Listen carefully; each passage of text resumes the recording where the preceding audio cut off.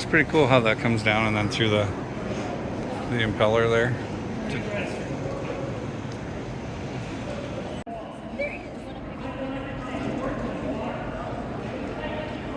Water and a place to put it back in. And so this is the best place.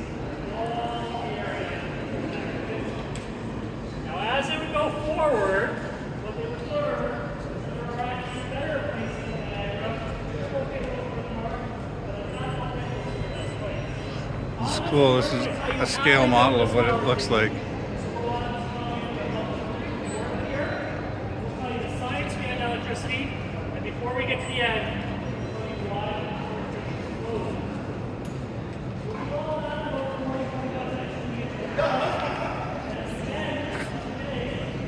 you're coming back to see currents, our nighttime show. What we're going to do is go here to the model. There's a nighttime show called Currents that I think we can come back for, so that would be kind of cool. We'll have to try and see about doing that. Oh, sorry. Right here. Okay. Come on this way. And let's make sure we can see the Bus bars, resistance switches.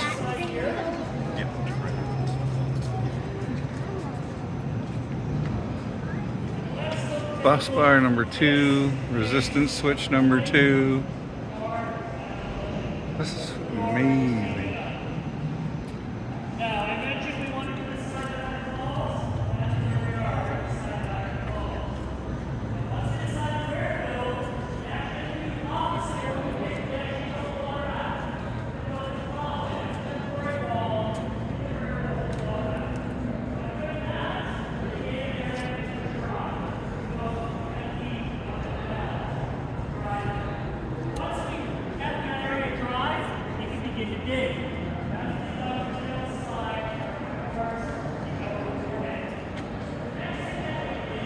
Strata. The power station sits on a flat parcel of solid bedrock. Holy.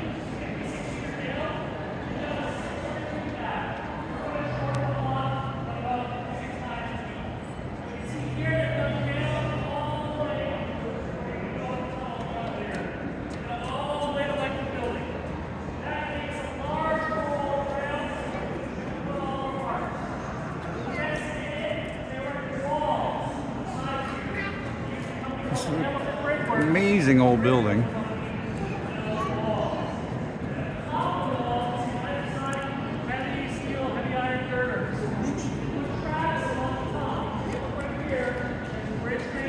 And at the other end,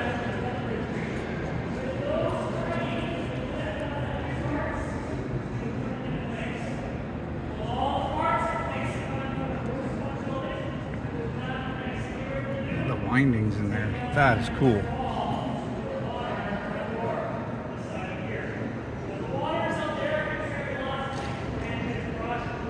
So cool.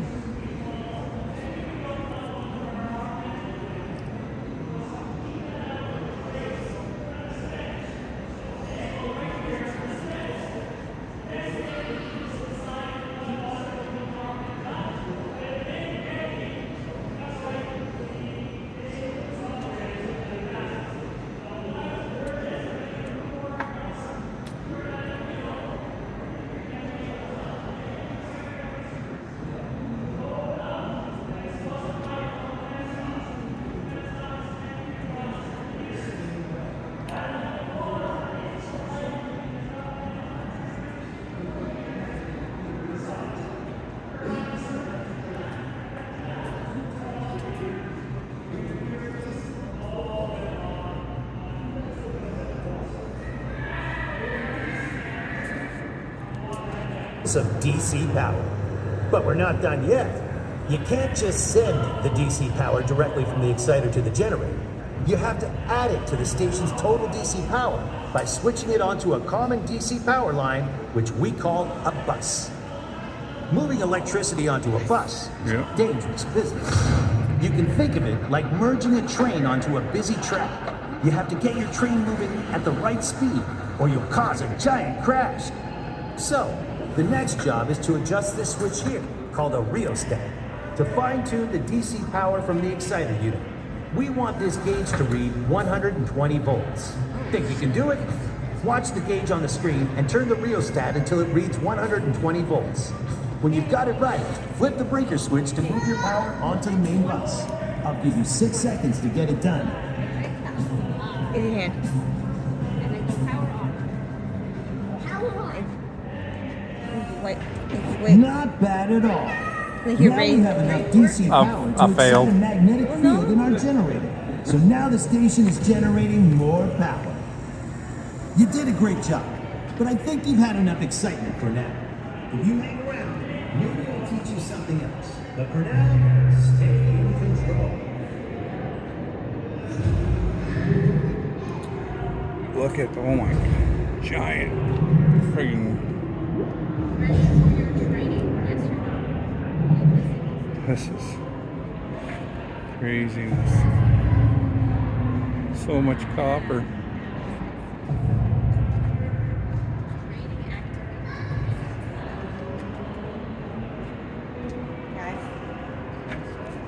So much copper. Look at that.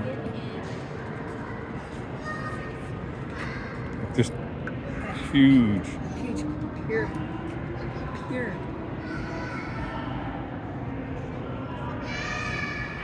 So with this, you would pull this handle down and that would go up and make your connection on your plate. And then it would complete the circuit and away you go. These are, You want to take over control. You all look like rookies to me.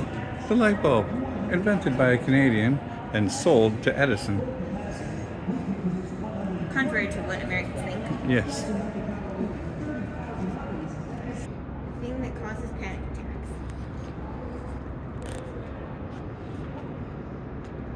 attacks. And the elevators were notorious for breaking down, apparently. Oh.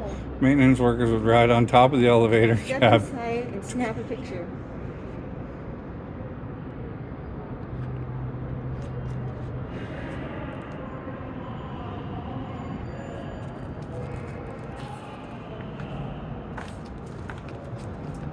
I'm in the elevator, I'm in the elevator.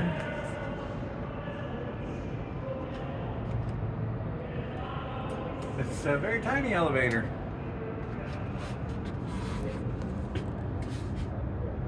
Super tiny, 2 buttons, that's it. Well, 3 with the emergency stop or call.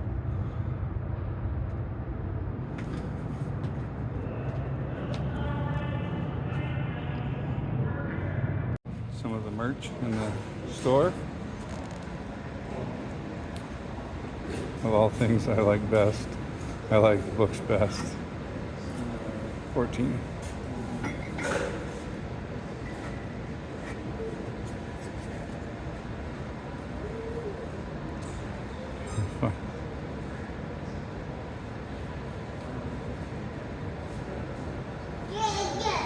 Where's Dada? Where's Dada?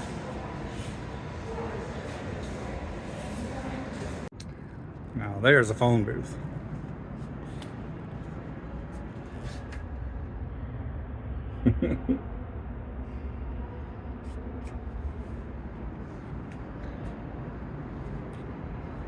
The telephone booth.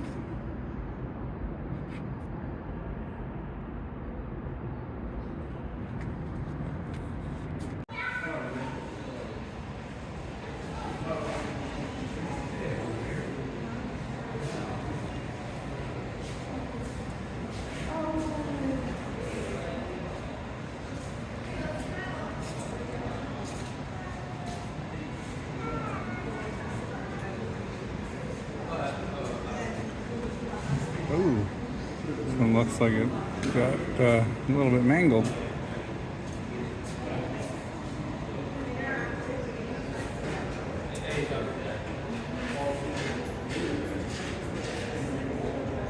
Francis turbine.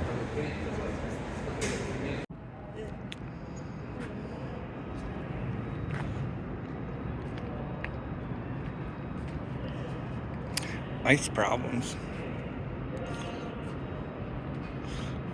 think that you might have issues with timber and other stuff floating down the river too, not just ice.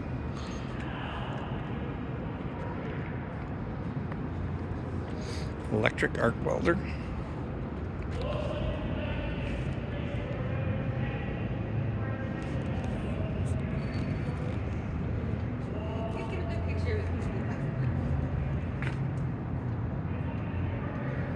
That's a giant welder. Doesn't look so portable to me.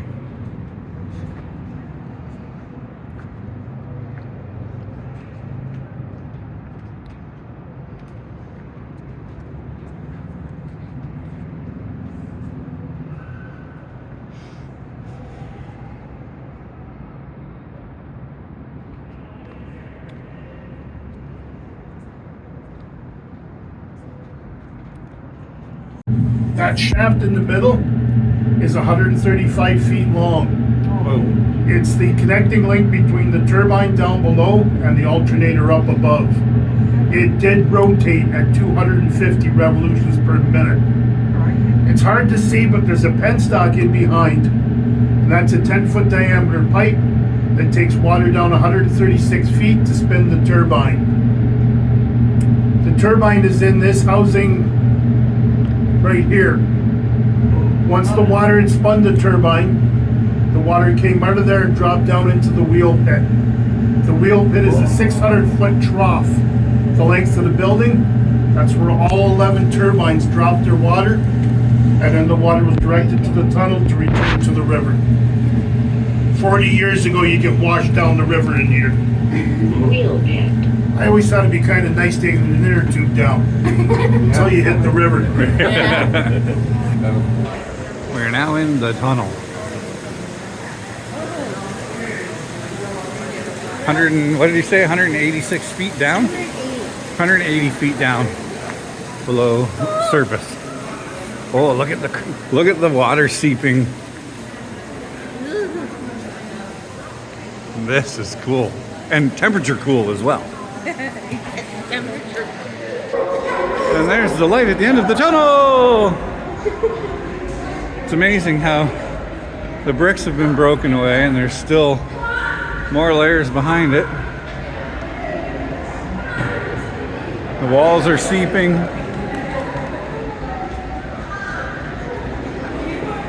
I think they said the tunnel is over 2,000 feet long.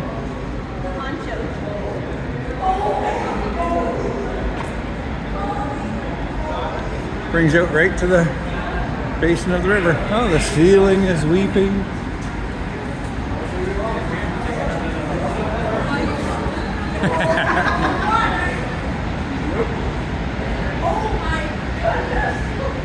Look at the calcium buildup on the bricks.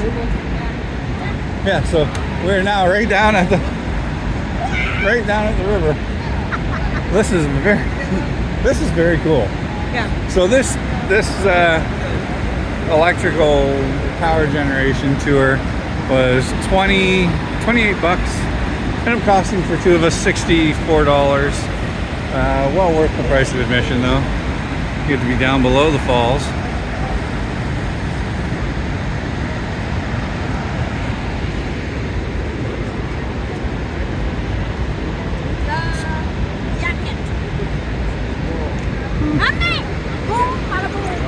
Look at the fall. See the Maid of the Mist?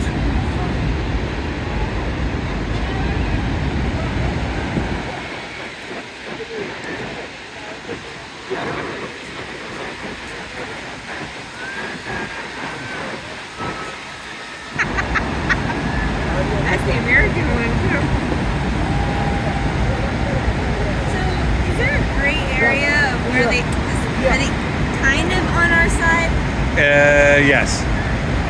Look at that thing is running at full power, like full throttle, and look how slow it's making its way up the current, against the current. They go pretty close.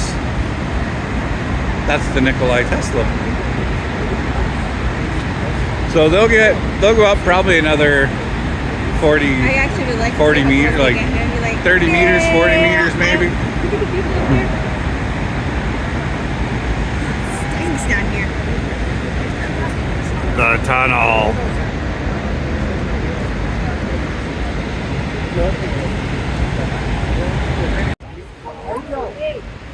The Americans over that. Right up there. There. Good one.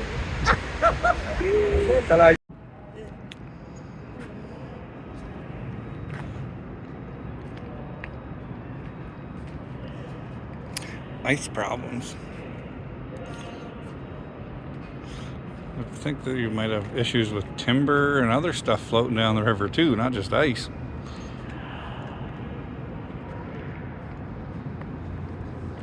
Electric arc welder.